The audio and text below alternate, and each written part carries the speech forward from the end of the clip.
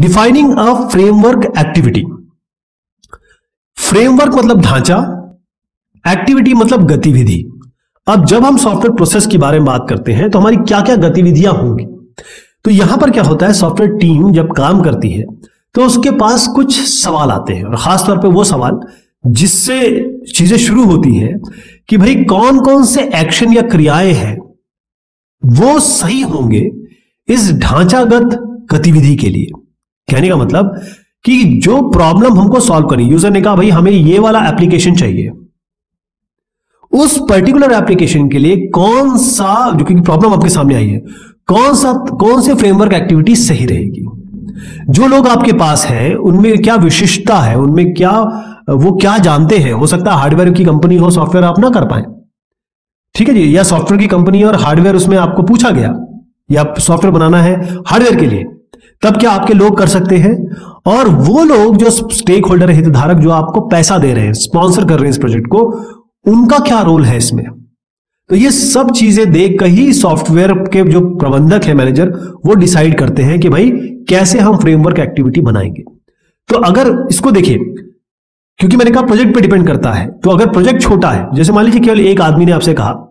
वो बहुत दूर रहता है, मान लीजिए युगांडा में रहता है, और वो आपको एक छोटा सा एक रिक्वायरमेंट देता है, तो आपकी एक कम्युनिकेशन एक्टिविटी, क्योंकि मैं एक्टिविटीज गतिविधियों की बारे में बात कर रहा हूं, गतिविधियां एक से ज्यादा हो सकती हैं,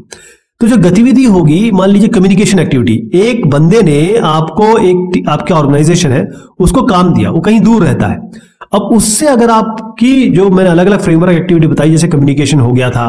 कम्युनिकेशन के बाद प्लानिंग हमने की, प्लानिंग के बाद इस मॉडलिंग की, फिर हमने कंस्ट्रक्शन किया, फिर डिप्लॉयमेंट किया, है ना। तो ये जो कम्युनिकेशन एक्टिविटी, मान लीजिए पहली एक्टिविटी, वो आप कैसे करेंगे, ये केवल आप फोन पे कर सकते हैं या ईमेल पे कर सकते हैं।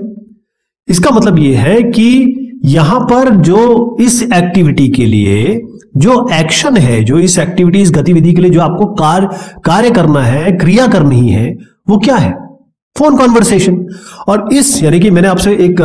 फ्लो बताया था ना, कि सबसे पहला क्या होगा कि आपकी एक्टिविटी होगी, एक पहले तो सबसे पहले प्रोसेस होगा, प्रोसेस के अंदर एक्टिविटी होगी, एक्टिविटी के अंदर क्या होगा, आपके एक्शंस होंगे, एक्शन के अंदर क्या होगा, टास्क सेट होंगे। तो ये जो टास्क सेट है, एक्टिविटी तो समझ गए, कम्युनिकेशन एक्टिविटी है, इस कम्युनिकेशन एक्टिविटी के लिए सेट, टास्क सेट क्या होंगे, टास्क सेट क्या हो सकते हैं। देखिए इसको मैं एक एक करके समझिए, कि मान लीजिए आपको एक आदमी के लिए काम करना है, एक छोटा सा काम बनाना है, तो आप क्या करेंगे, आप उस बंदे से बात करिए, फोन कर लीजिए उससे रिक्वायरमेंट फोन पे बात कर लीजिए, डिस्कस कर लीजिए, और नोट्स, अगर आपके पास कोई कागज और डायरी है उसमें बातचीत के नोट्स लिख दीजिए। उसके बाद आप क्या करेंगे कि जो आपने उससे बातचीत की है उससे रिक्वायरमेंट निकाल लीजिए, यानी कि एसआरएस बना लीजिए, सॉफ्टवेयर रिक्वायरमेंट स्पेसिफिकेशन बना लीजिए। और फाइनली ये जो आपने एसआरएस बनाया है उसको ईमेल के थ्रू इन्हीं साहब को भेज दीजिए कि देखिए साहब, ये हमने समझा है, अब आप देख लीजिए, यही आपको बनाना है। वो अप्रूव कर देंगे तो आप काम कर लेंगे अपना। ये छोटी एक्टिविटी है,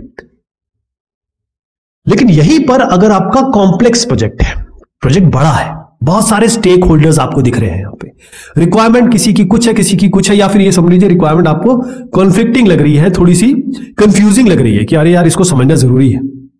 तो यहां पर जो हमारी फ्रेमवर्क एक्टिविटी, मैंने 5 एक्टिविटी बताई, उसमें जो सबसे पहली एक्टिविटी है कम्युनिकेशन, वो कैसे चलेगी। इस कम्युनिकेशन एक्टिविटी को, यानी कि संचार या बातचीत की एक्टिविटी को, गतिविधि को आपको अलग अलग भाग में बांटना पड़ेगा। इंसेप्शन, एलिसिटेशन, एलैबोरेशन, निगोशिएशन, स्पेसिफिकेशन और वैलिडेशन। अब इसको हम बहुत डिटेल में डिस्कस करने वाले हैं आगे के डिस्कशंस में, लेकिन अब यहां पर ये जो मैंने आपको कहा ना, हर एक एक्टिविटी में, हर एक जो गतिविधि होगी उसके बहुत सारे वर्क टास्क बनेंगे, उसके अलग अलग एक्शन होंगे, और हर एक एक्शन पे, जैसे मैंने कहा कि भाई ये एक्शन बन गए, ये सारे एक्शन है, तो ये इंसेप्शन अगर एक एक्शन हुआ, इस एक्शन में बहुत सारे वर्क टास्क बनेंगे, और हर एक वर्क टास्क, हर एक जो काम होगा, उसका वर्क प्रोडक्ट, यानी कि उसका जो उत्पाद होगा, जो रिजल्ट होगा, वो अलग अलग होगा, और वो सब डिस्टिंक्ट होंगे, अलग अलग होंगे। तो आप समझ गए, एक छोटे प्रोजेक्ट के लिए आपको क्या करना है और बड़े प्रोजेक्ट के लिए आपको क्या करना पड़ सकता है।